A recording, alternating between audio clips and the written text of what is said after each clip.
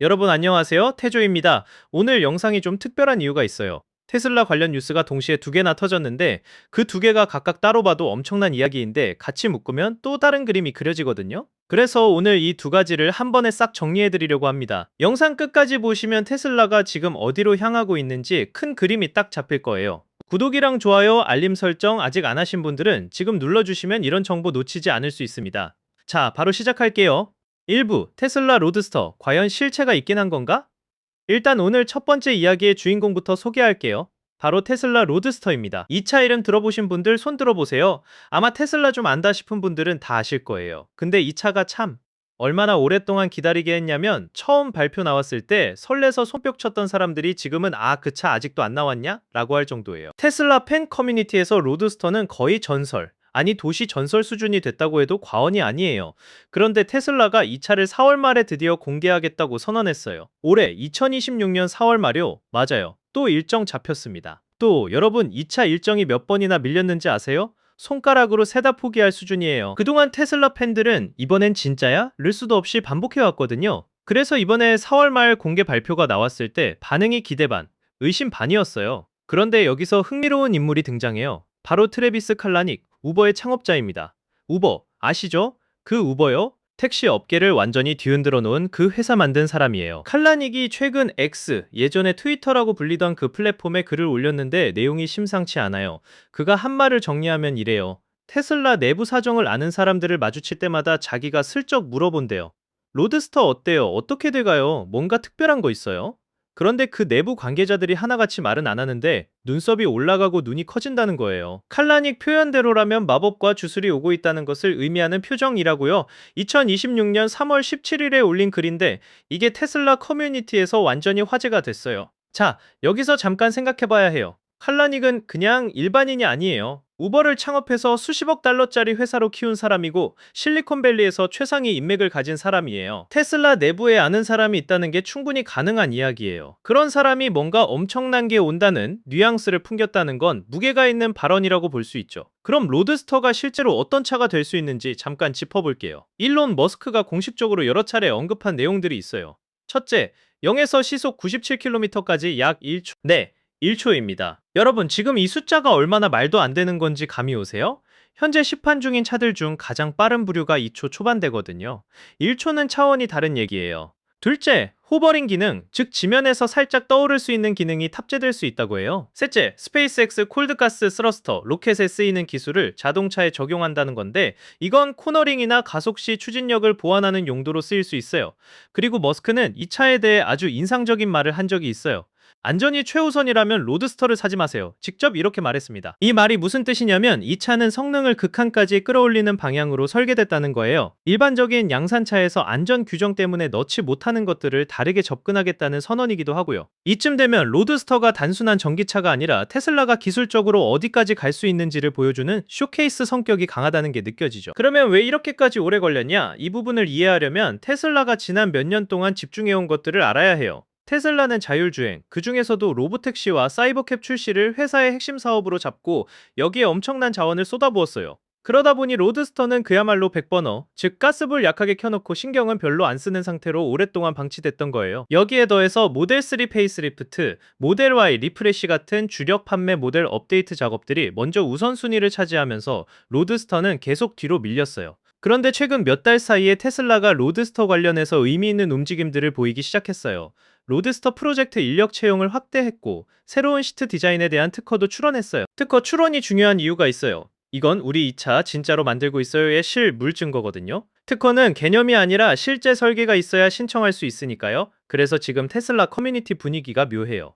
또 연기될 수도 있다는 피로감과 이번엔 진짜 뭔가 다르다는 기대감이 공존하는 상태예요. 칼라닉의 발언은 그 기대감 쪽에 기름을 부은 셈이고요. 2부 테슬라 곱하기 쌓인 LG 에너지 솔루션 43억 달러짜리 배터리 동맹. 자, 이번엔 두 번째 이야기로 넘어가 볼게요.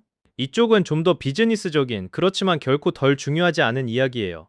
테슬라가 LG에너지 솔루션과 43억 달러 규모의 배터리 공급 계약을 체결했다는 게 확인됐습니다. 달러로 43억이면 원화로 약 6조 원 안팎이에요. 숫자 자체가 이미 어마어마하죠. 그런데 이 계약이 더 주목받는 이유는 단순히 금액 때문이 아니에요. 이 계약의 존재 자체는 에너지 업계에서 공공연한 비밀이었대요. 다들 테슬라랑 LG에너지 솔루션이 뭔가 하고 있다더라는 걸 알고는 있었는데 공식 확인이 안 됐던 상황이었어요. 그런데 이번에 미국 내무부가 발표한 인도 태평양 에너지 안보 정상회의 결과물에서 테슬라가 해당 계약의 당사자라는 게 공식적으로 드러났어요.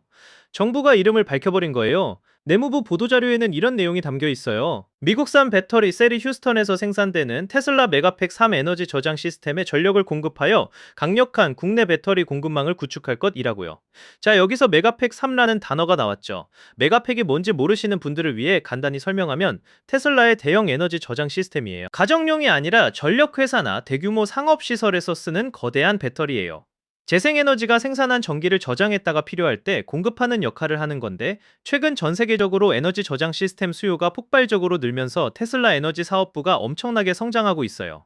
그럼 테슬라는 원래 배터리를 어디서 조달했냐? 주로 중국의 CATL, 즉 닝더스다이에서 많이 가져왔어요. CATL은 세계 최대의 LFP 배터리 제조사예요. LFP는 리튬 인산철 배터리인데 에너지 밀도가 3원계 배터리보다는 조금 낮지만 안전성이 높고 수명이 길어서 에너지 저장 장치에 최적이에요. 테슬라 입장에서 CATL 배터리는 오랫동안 가격도 싸고 품질도 안정적이어서 아주 좋은 선택지였어요. 근데 상황이 바뀌었어요. 미국이 중국산 수입품에 대한 관세를 대폭 인상하면서 CATL 배터리에 의존하는 게 비용 면에서 부담이 커졌거든요. 그리고 테슬라 에너지 사업이 워낙 빠르게 성장하다 보니 안정적인 국내 공급망이 절실해진 상황이에요.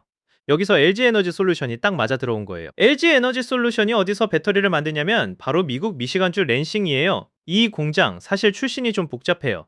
원래 이름이 울티엄 셀즈 3이었어요. 예전에 LG에너지 솔루션과 제너럴 모터스, GM이 합작으로 세운 공장이었는데 2025년 5월에 LG에너지 솔루션이 GM 지분을 사들여서 지금은 LG에너지 솔루션이 100% 단독으로 소유하고 있어요. 이 공장의 연간 생산 능력이 50기가와트시예요. 엄청난 규모죠. 이 계약의 구체적인 내용을 보면 배터리 셀은 LFP 프리즘형 셀이에요. 즉 LFP 배터리를 네모난 각형으로 만든 거예요. 납품 시작은 2027년, 납품 종료는 2030년 중반이고요. 계약에는 옵션 조항도 있어서 공급 기간을 최대 7년 연장하거나 공급 물량을 늘릴 수 있는 조건도 포함되어 있어요. LG에너지 솔루션 입장에서도 이 계약은 전략적으로 굉장히 중요해요. 삼성 SDI나 SK온 같은 경쟁사들이 아직 미국 내 LFP 배터리 생산을 본격 확대하지 못하고 있는 사이에 LG에너지 솔루션이 미국 내 유일한 대규모 LFP 공급자 위치를 선점하게 된 거거든요. 테슬라라는 초대형 고객을 확보했다는 사실이 다른 잠재 고객들에게도 강력한 신호가 돼요. 이게 소비자 입장에서 왜 중요한지도 짚고 넘어갈게요. 미국산 배터리로 공급망이 안정되면 무역 분쟁이나 관세 이슈에 덜 흔들리게 돼요.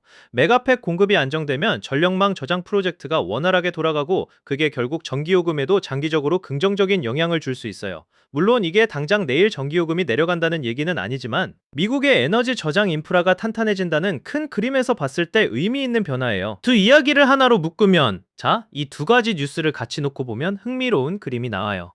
하나는 테슬라가 꿈꿔온 극한 성능의 슈퍼카, 로드스터, 기술적 한계를 한 방에 보여주겠다는 야심작이에요. 다른 하나는 메가팩 중심의 에너지 사업을 미국 내 공급망으로 탄탄하게 받쳐주는 43억 달러짜리 배터리 동맹. 테슬라가 동시에 두 전선에서 움직이고 있어요.